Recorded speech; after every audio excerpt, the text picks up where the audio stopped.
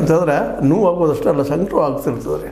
ಅದೆಲ್ಲಕ್ಕಿಂತ ಎಲ್ಲರೂ ತಮ್ಮ ಮಕ್ಕಳಂಗೆ ತಮ್ಮವ್ರು ಅನ್ನೋಂಗೆ ನಗಿಸಿದಂಥ ಈ ಮಹನೀಯ ತನ್ನ ಬದುಕನ್ನು ಸಹಿತ ಅಷ್ಟು ಸಮಯದಿಂದ ನೋಡಿಕೊಂಡು ನೋವು ಉಂಡ್ರೂ ಸಹಿತ ನೋವು ಇನ್ನೊಬ್ರಿಗೆ ಹಂಚದಂಗೆ ಚಾರ್ಲಿ ಚಾಪ್ಲಿನ್ ನೆನಪಾಗ್ತಾನೆ ನಮಗೆ.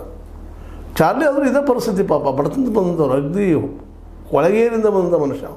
ಕೊಳಗೇರಿಂದ ಗೊತ್ತಾಗ್ತಾನೆ ನಿಮಗೆ, ಸ್ಲಮ್ ಏರಿಯಾದಿಂದ ಬಂದಂಥ ವ್ಯಕ್ತಿ. ಅವರು ಎಂಥ ಜಗತ್ತಿನ ಅದ್ಭುತ ಹಾಸ್ಯಗಾರರಾದ್ರು ಅಂದ್ರೆ ಅವ್ರ ಫಿಲ್ಮ್ಗಳು ಇವತ್ತು ನೋಡ್ತಾ ಇದ್ರು ಆಶ್ಚರ್ಯ ಅನಿಸ್ತದೆ. ಎಷ್ಟಪ್ಪ ಇದು ಪ್ರಮುಖನ ನೋಡ್ಬೇಕು ಮಾತಿನಿಗಿಂತರೂ. ಅವ್ರು ಸರ್ಕಸ್ ಆಗಿರ್ಬೋದು, ಮತ್ತೊಂದಾಗಿರ್ಬೋದು, ಮಗುದೊಂದಾಗಿರ್ಬೋದು, ಯಾವ ಪಾತ್ರಗಳು ಏನು ಅದ್ಭುತ ಮಾಡ್ತಾಯಿದ್ರು. ಅವ್ರ ಮಟ್ಟದ ನಟ ನಮ್ಮ ಉಮೇಶ್ ಅಂತ ಹೇಳದೆ ಹೋದರೂ ಅವರಲ್ಲಿ ಕೆಲವು ಗುಣಗಳು ಇವರು ಅಳವಡಿಸ್ಕೊಂಡಂಥವ್ರು ಅನ್ನುವಂಥದ್ದು. ಆ ಚಿತ್ರದಲ್ಲಿ ಉಮೇಶ್ ಇದ್ದಾರಪ್ಪ ಅಂದರೆ ಸಹಜ ಹೆಸರು ಕೇಳಿ ನಗಿ ಬರುವಂಥದ್ದು. ಏನು ಇದ್ದಪ್ಪ ಅವರಲ್ಲಿ ಏನೋ ಮಾಡ್ತಾರೆ ಅಂತೇಳಿ ಅದರ ಮುಖದ ಹಾವಭಾವಗಳಿಂದ ಅವ್ರು ನಗಿಸುವಂಥ ಒಂದು ಕಲೆ ಐತಲ್ಲ, ಅದು ಸಹಜ ನೈಸರ್ಗಿಕ. ಇಂಥವ್ರು ಇವತ್ತು ನಮ್ಮ ನಡಕ್ಕೆ ಇಲ್ಲ ಅನ್ನೋದು ಅನಿವಾರ್ಯ ಆಗಿಬಿಟ್ಟದು. ಯಾಕಂದ್ರೆ ಬಡತನ ಕಾರಣ, ಮತ್ತೊಂದು ಕಾರಣಕ್ಕೆ, ಊಟ ಸರಿಯಾಗಿ ಇಲ್ಲದ ಕಾರಣ, ಅನೇಕ ಕಾರಣ ಬಾಲ್ಯಾವಸ್ಥೆ ಆಗ್ತಾ ಬರ್ತಾವೆ. ನಮ್ಮ ಜೀವನದಲ್ಲಿ ಅಂತ ಬಂದು ಹೋಗಿರ್ತಾವೆ.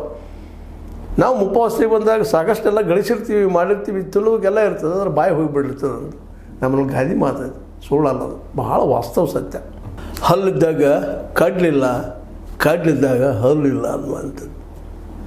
ಚಾಪ್ಲಿನ್ ಚಿತ್ರ ಸಾಕಷ್ಟು ನೋಡಿದ್ವಿ. ನೋವು ದುಃಖ ಎರಡು ನೋವಿನ ಜೊತೆಗೆ ಸಂತೋಷಪಡಿಸುವಂಥ ಒಂದು ಕಲೆ ನಿಜವಾಗಿ ಇವ್ರಿಗೆ ಅದ್ಭುತವಾಗಿ ಒಲದು ಬಂದಿತ್ತಪ್ಪ ಅಂತ ಹೇಳ್ಬೇಕಾಗ್ತದೆ ರೀ. ಉಮೇಶ್ ಅವ್ರ ಬದುಕಿದ್ದು ಹಾಗೆ ಇದೆ ಪರಿಸ್ಥಿತಿ. ಬಡತನ ಮೇಲೆ ಬಂದವರು ಇವರು ನೋವನ್ನು ಉಂಡಂಥವ್ರು ದಿನನಿತ್ಯ ಬದುಕು ಹೋರಾಟ ಮಾಡಿದ್ರು. ಎಷ್ಟು ಫಿಲ್ಮ್ದಲ್ಲಿ ಯಾವ ಫಿಲ್ಮ್ದಲ್ಲಿ ರೆಫರ್ ಮಾಡಲ್ಲ ನಿಮಗೆ, 350 ಫಿಲ್ಮ್ದಲ್ಲಿ